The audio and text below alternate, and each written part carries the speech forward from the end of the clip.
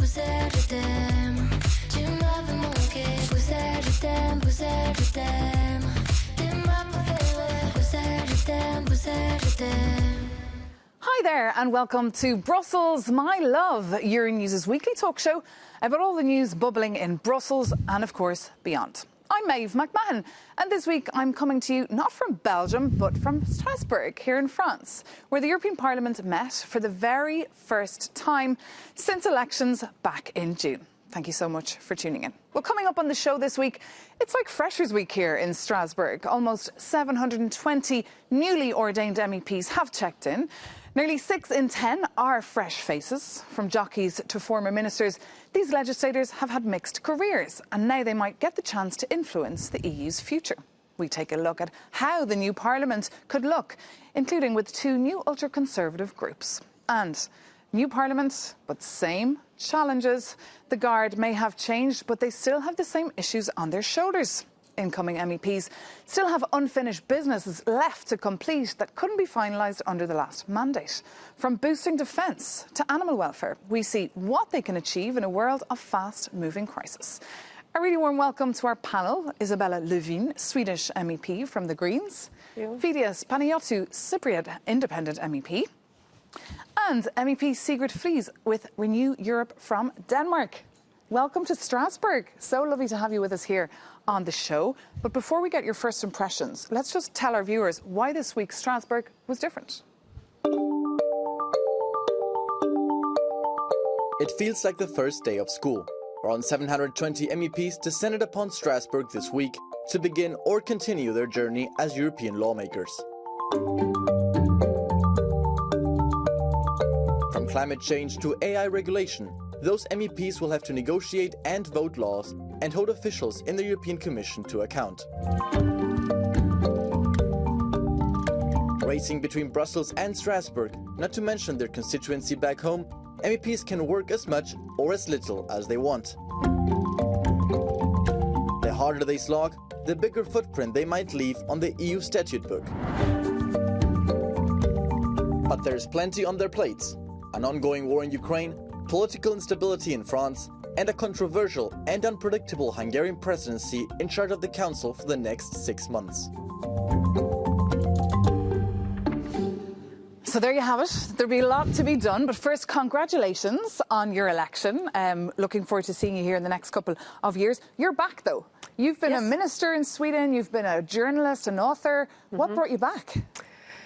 Well, I want to make a difference, and you actually can make a difference here in the European Parliament. That's really something that is very important to highlight, because I think many of the voters around Europe think that, it's impossible to make any difference, but I have the experience from last time I was here that we could do a lot of difference when it came to the fisheries policy, for instance. And to make a difference, of course, you need friends. You need a network. So have you made a lot of new friends this week, Sigrid? Yes, I did. And I really enjoyed to meet some of the new colleagues that I'll be working alongside with for the next 5 years. I agree with the intro that it's a bit like the first day of school. You're trying to find your way around, find which seat is yours and who will be your neighbors, who will you be sitting next to. And only, I think, for my first day of school back in Denmark, there was not as many journalists and not as many lobbyists as here in Strasbourg. That's true. It is an interesting place to be. And Fidias, congratulations as well to you. You're famous. I'm delighted to be here with 3 beautiful women. It's exciting politics with more women. Power. Well, you're fascinating in the sense that you are a YouTuber. And you're well known. Everyone knows you now in the corridors of Strasbourg and Brussels. You've been putting clips out, viral clips. Even you hitchhiked your way here. Yes, but I don't know anything about politics. This was the claim in Cyprus. And it's very interesting because I was the most voted person in Cyprus. And I told them, guys, I don't know, but I will improve and I will learn. But because I had a YouTube background, I was successful in my business and all this stuff, they trusted me and they appreciate kind of the honesty more than the positions and the experience. So here we are, and it's very exciting. Here you are. Well, congratulations. And maybe you can give some tips to others here trying to communicate the European Union. Yes, I think European Union has a big problem with the communication. I think it's a big black box.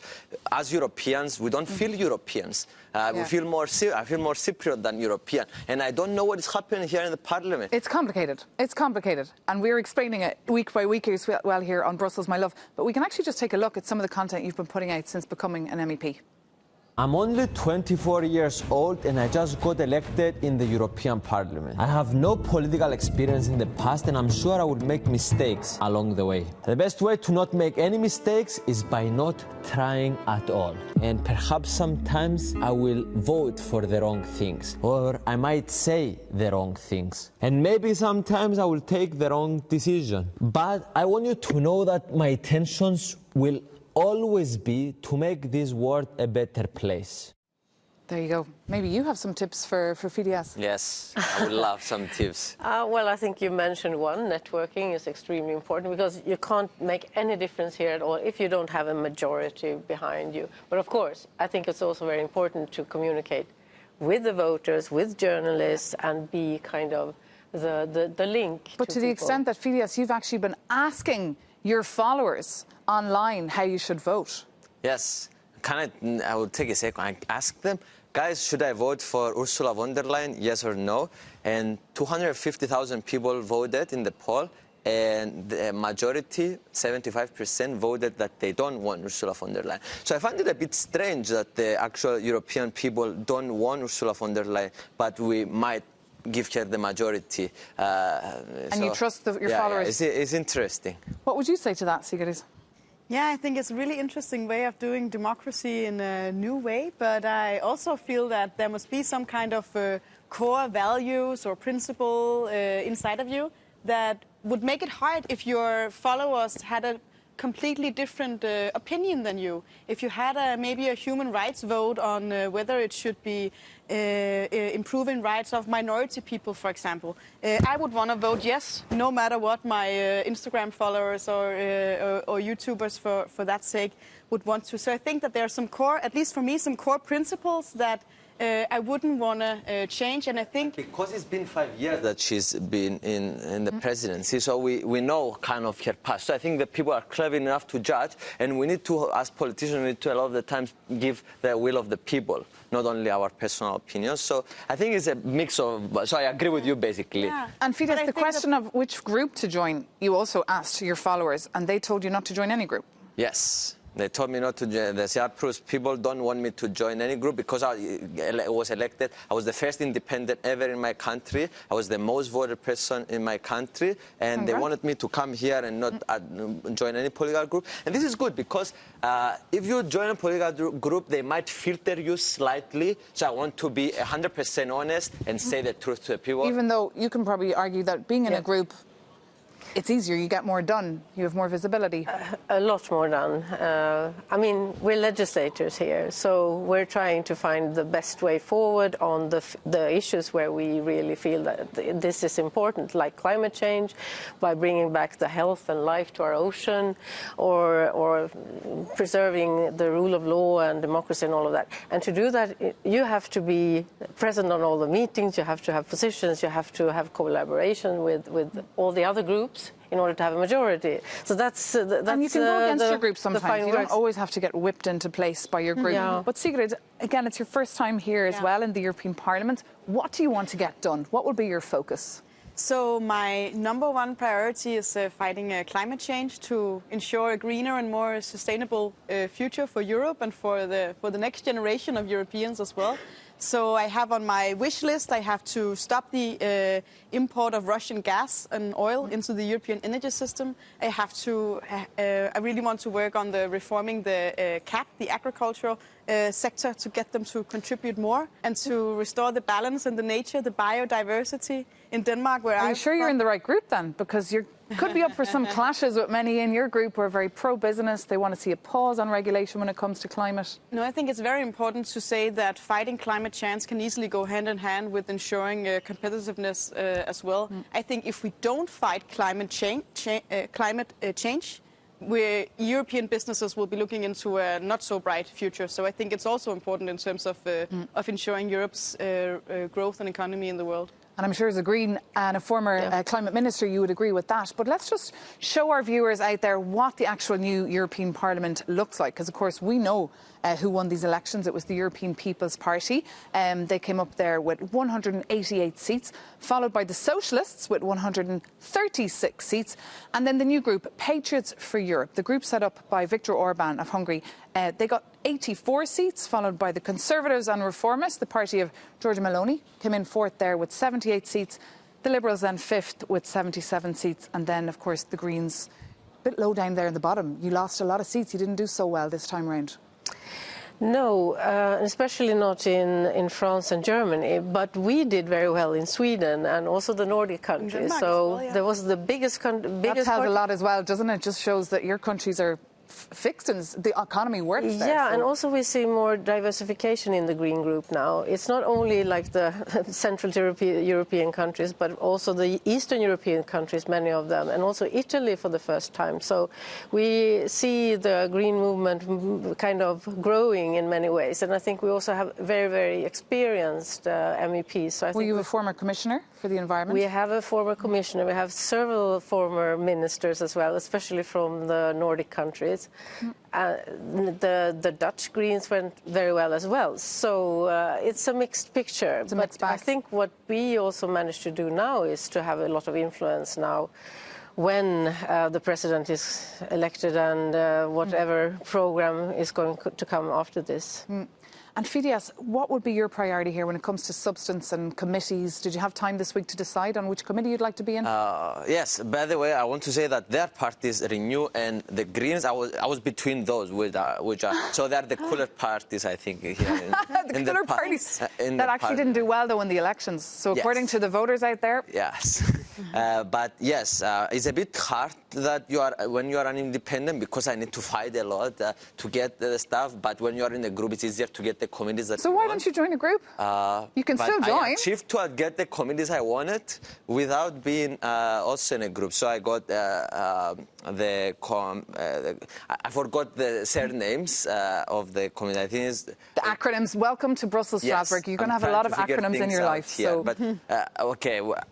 You're going to go to my social media and you're going to see the acronyms as well to find them. But yes, I were trying to get culture and we want to do PEDI as well. So cult and PEDI. Yes. So, and the other thing that with PEDI is interesting because I'm a YouTuber and I have millions of subscribers. So maybe PEDI you can request stuff from European Union. So I can promote stuff to the public so they can request stuff and we can hear the will of the people and change things here together with the people. And as an MEP, of course, you can invite people, you can bring people from your constituency as well to the institutions to show them as well exactly what goes on here. And just on these two new groups, the Patriots for Europe and the Sovereignists, how do you think things could change inside the Parliament with so many voices now on the right? I don't know what it used to be, but for me as a newcomer, I was actually quite surprised to see how tense it was when we were in the hemicycle this morning, for example, how there were accusations from the far right towards the left, like the room was, I would say, kind of hostile. And I think for me, at least, it's not something that I'm used to seeing in a room of politicians. I'm used to saying that there can be different opinions. We don't have to agree. Actually, the whole point of politics is that we don't agree. We have different views on the world. But the feeling inside the hemicycle, when things got really heated, I was kind of surprised. You were surprised? Yeah. I guess we're going to see more of that, though, Isabella. Yeah, I'm afraid so. I really expect that. But on the other hand, we have a majority for kind of pushing forward with the Green Deal, for instance, for environmental policies and all that we need to do, as you mentioned. It's absolutely vital that we don't backtrack on the climate policies now during these 5 years. This is really a crucial time to move forward. Also on oceans, also on rule of law. We don't know what happens in the elections in the US now later in this year. So the EU will be very, very important. And I think we have the centre that will The centre has held. Yeah. The centre has held. And for now, the Patriots for Europe, the group of Viktor Orban, is being a little bit left out, for example, when it comes to getting the vice presidency here. They weren't too happy about that, about being left out of business. And we can actually hear from a member of the Patriots for Europe now, an Italian MEP. Take a listen. Se il gruppo dei patrioti è il terzo gruppo per dimensioni all'interno. If the Patriots Group is the third largest group in the European Parliament, it's not because we decided so, but the voters did. So to go against the will of Europeans and the will that was democratically expressed by millions of European voters, I think it represents a huge assumption of responsibility as well as a lack of respect. Then politically, it amazes me that the EPP continues to lend itself to these games of the left-wing groups. All these attitudes on the part of the electorate have led to a growth of groups calling for an alternative Europe. So not listening to their voice, slapping in the face to the people who voted for us, I think it represents something very, very dangerous. Penso che rappresenti un qualcosa di molto, molto pericoloso. The Italian MEP there, Paolo Borchia, not impressed that his group is being left out in the cold, but in the reality is that his group is referred to by many here as the Friends of Putin. Fidias, would you have an opinion on this? I voted on the issue about Ukraine, and I abstained from the vote from the paper that they gave us. I found the paper to be not. They want to keep continuing, and I want more peace talks. So that's why I abstain. So would you agree with the fact that Viktor Orban, who holds now the rotating presidency of the Council, that he went to Moscow to speak to Putin? Well, that's a very complicated topic, especially for me as a newbie here in politics, as I said. But I made some podcasts that they're 3 hours long. You can go and see them and hear my opinion. It's so complicated topic, and that's why. Well, it's complicated, but it's also very serious. I mean, it's a very tense moment right now in the European Union. We even saw the Commission boycotting the rotating presidency because they believe that they can't visit. Normally, for example, the whole Commission would visit Budapest and, you know, business as usual it should be. But after this peace mission, there's a lot of mistrust now. Yeah, I mean, clearly Orban has abused the European presidency by going to Moscow, going to China and kind of presenting himself as representing the European Union in a way and saying that he wants to push forward in certain foreign policies that is not agreed by the other member states. So I think that's very, very serious. And we are questioning if Hungary in this way can continue to be the presidency of the European Union. And normally, of course, the Prime Minister, the President of the country holding the rotating presidency comes and gives a speech in the Parliament. So it remains to be seen whether that speech will take place in September. But we just wanted to bring in some voices from Hungary, of course, that holds the rotating EU presidency at the moment, and hear if people there even knew the Parliament session was taking place in Strasbourg this week and if they even care. So our correspondent Zoltan Sibushegi sent us this update. We talked a lot of pedestrians, but we met just with 3 opinions. Or they don't know anything about the European politics, or they don't want to talk about the politics because they are not brave enough, or they totally believe for Viktor Orban, the Prime Minister, and they believe that Brussels is the enemy, what they need to stop.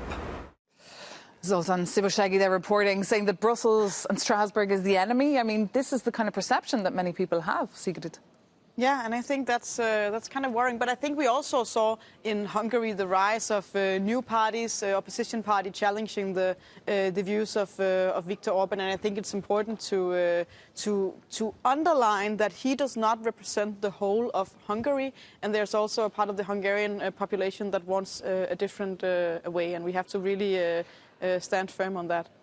And you were nodding along there as well. Yeah, I mean, but it's also a classical way of trying to get support is to kind of look at someone else outside being the enemy. So look at the whole Brexit discussion. Yeah. Now the UK has left the European Union, but nothing of what the Brexiters were promising the British people has been realized. They don't have these millions of pounds to go to the National Health Service or whatever, or they don't have their own fishing waters the way that it was portrayed. So I think this is something that is classical, that you use someone else as the scapegoat. And the European Union in many countries is used as that by some parties. And they urgently need growth in the UK. They do, and they wouldn't be better. I mean, if you look at the UK and you look at the Hungary, it's not like Hungary would be better off without the European Union. I think that Hungary and the Hungarian people is benefiting a lot from being part of the European Union and being part of this common future that we share. OK, well, on that conclusion, we can bring this conversation to an end. Thank you so much to our guests for being with us. And stay with us here on Euronews. Don't go anywhere, because in just a minute we'll be telling you how the ongoing war in Ukraine has overshadowed this session here in Strasbourg. See you soon.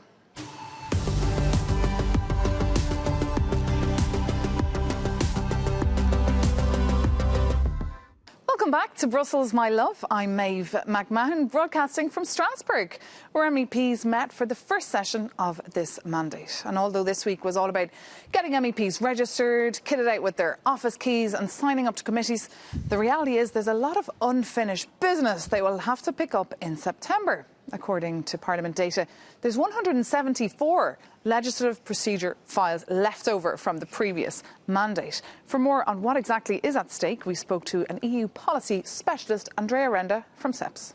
There's a lot of legislation that is still pending good implementation and enforcement. They need to do this in the green and in the digital domains. Second, they need to express full support for Ukraine immediately. Third thing is understanding and giving a new configuration to the Green Deal. Final thing that I would say is the defense side. For the first time, the EU has the imperative of trying to do without the US, or to be more on its own feet when it comes to defense and security.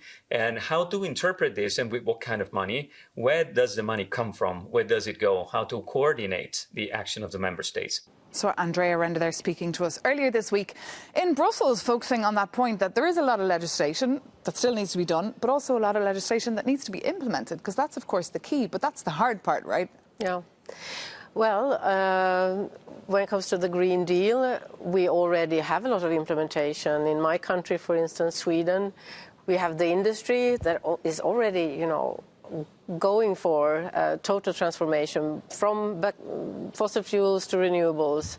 How did you get them on board? Sorry? How did you get them on board? Well, I think in that case, boring regulations, you have to start with that, and that gives them a level playing field. They know, they have certainty, they know what is going to be expected. So first the Swedish climate law, and then we have the EU law, the climate law, and the emission trading systems, which means that you have to pay for your emissions, basically. So that makes it more profitable for them to do the transition, to invest in new technology instead of paying for the emissions here at the EU level. So we have steel without coal, the kind of old-fashioned coal-burned furnaces for steel production. That is, it's on its way out now in Sweden, and that is one thing that I think here at the European level we need to show these good examples, that it's possible to do this, it's possible to implement. And Fidias, what about your followers? What do they want you to get done here? Is there any topic that's burning inside them that they want you to address? My followers, first of all, I think they want to understand European Union, and I'm just starting. So imagine now I get millions of views, and I just started. So imagine in 5 years how popular I will be, or how unpopular I will be if I make a lot of mistakes. But in my campaign in Cyprus, I didn't touch in a lot of topics. I touched in one topic that I know, and it's education. Education is one of the most important things to have a successful economy and a successful country. And I think schools generally in Europe, maybe exceptions with some countries, they kill creativity instead of making. So, for example, when I was at school, the teachers made me hate history. And history now, I find it the coolest subject in the world. So I think it does the opposite that it should do. So I think I want to improve this, and that's why I chose the Committee of Culture. Excellent. And what about you? You said you'll be in the Envy Committee? ITRA for my full membership, and then a substitute in Envy. But just bring us inside your meetings, so the Renew Europe group. Like, what's the tone inside there when it comes to the Green Deal, getting it done? Well, as you said, that there are different opinions. I think a lot of us knows that fighting climate change is absolutely crucial to ensuring the future of Europe, in terms of the citizens of Europe, in terms of the nature and protecting the environment in Europe, and also in terms of protecting the European economy, ensuring the growth in the future. Because but do some in your group not want to roll back the phase out of combustion engines? Sorry? From 35, the Commission had already decided to phase out the sale of dirty diesel and petrol cars, but some want to bring it back. Oh, then I think you will have to ask them about this. I'm not sure which party you are referring to or which country in that sense, but I think it's better to bring them in this chair and we will, like the have them FDP, answer. FDP, but I the think Germans. for me, I mean, I come from a background in Denmark where I work professionally with the energy system of Denmark, with our district heating, with how we can free Denmark from still importing Russian gas into our systems, how we can ensure that we are creating enough of our own sustainable and also affordable energy to ensure that we can all be reassured that our money, whenever we pay our heating bill at the end of the month or our electricity bill at the end of the month, that we are not supporting the Russian economy whenever we are heating up our houses or we are charging our electronic devices. I think it's something that's really, really impactful, maybe even more impactful than we know. So energy policies, it's not just, it's about ensuring the climate policies, but it's also a matter of security and defense. And I don't think that we are talking enough about this. You know, and I know a lot of people want to be the energy commissioner, right? That's another topic we'll be having very soon here. Yes, who do you gets have to what? talk to be the energy commissioner? I agree. I mean, I think that's a very important point you made there, that, you know, climate policy and the Green Deal is not something apart from security policy today. It's about being independent from energy imports from both from Russia but also the Middle East and less democratic countries, to be honest. And it's about food security. It's about also health, because if you have a climate crisis, which we already are starting to have, that's going to impact people, and it's going to impact people also outside of Europe, and we'll have more immigration due to the unlivable conditions in many parts of this planet. So it's about security. So we have to make that kind of narrative or story clear to people, that this is not something luxurious, you know, something that you can do if you like a choice you can do. We need to do it for our own safety. But it'll be tricky with the Greens now, having lost a lot of seats, losing a lot of staff, losing a lot of leverage in this House. Yes, but we have a very strategic position now in the Parliament. I mean, we're needed for the centre parties to actually achieve something. So I think we have to be smart and use our knowledge and our experience in the best way possible. So you were convinced by Ursula von der Leyen. Have you had the chance to meet Ursula von der Leyen yet? Not yet. I'm not sure if she would like that I'm making videos that people are voting against. You could hug her. I could hug. But I want to come back to, in the beginning we said that it's a bit strange how polarized the parliament is inside. And I think we need a bit more love. We can fight without emotions about ideas, and to not be so angry and all this stuff. So this is one thing that we need more love here in the parliament. We need more love and less hate. On that conclusion, we can bring this conversation to an end. Thank you so much to our MEPs for being with us here and for their insights. And thank you so much for watching. As always, see you soon on Euronews.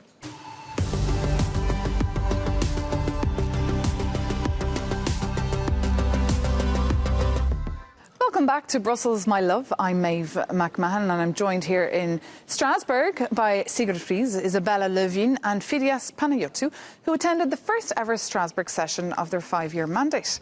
And the big task of the week here, of course, was to elect the President of the European Commission and the President of the European Parliament. And as expected, the Maltese centre-right MEP, Roberta Metsola, got the green light for 2.5 more years as President. 562 MEPs voted in favour. Did you back her? Yes, we did. Yeah. Yes, did you? I abstained from the vote because I didn't think both of the candidates were good enough. And what about you? I supported Metsola. And why do you think she's the right woman for the job? Well, so I think, first of all, I think she's played an important democratic role in her previous terms to be a strong voice from the European Parliament.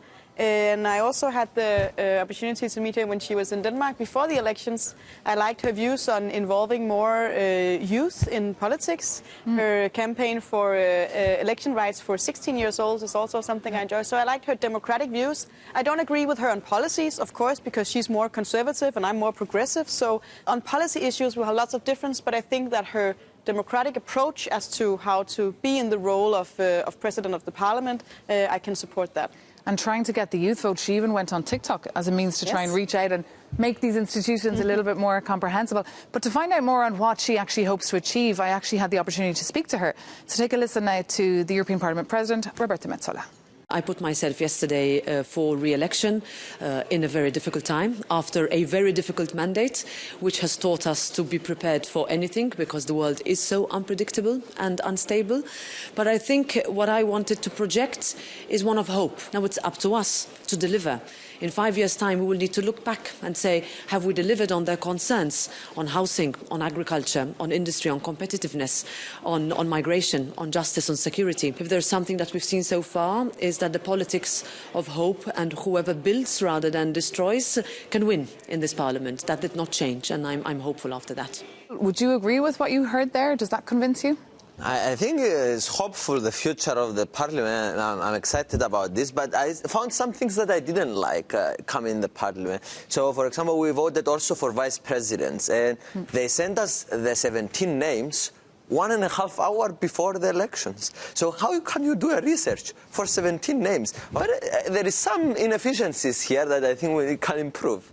No, I think that's why you have a group, so you have other people that do all that hard work for you. Preparing and negotiating. Groups tell you what to vote, and you are voting. So if you want to be an independent to think and see, but as an independent, Isabella's right. You got to do all the work yourself. Yes. The hard slot. And I'm willing, but we have independence, so they need to give us the time. They need to allow us to work if we want, right? I think that's interesting because I spent a lot of time with the campaign listening to people saying things are going too slow in Brussels or in Strasbourg. Why are you not keeping up the pace? Let's move faster. Let's move faster. But what I hear you say is actually that you think democracy would work better if maybe we slowed down a little bit and took some more time to think? Especially this situation, maybe sometimes like 1.5 hours to research 17 names that will impact the parliament, I think is... And just going back to Roberta Metsola, Isabella, is she the right woman for the job? I wasn't there the last mandate, but what I've seen of her so far, she seems to be very skillful. She seems to have a lot of confidence in her own group, but also in all the other groups.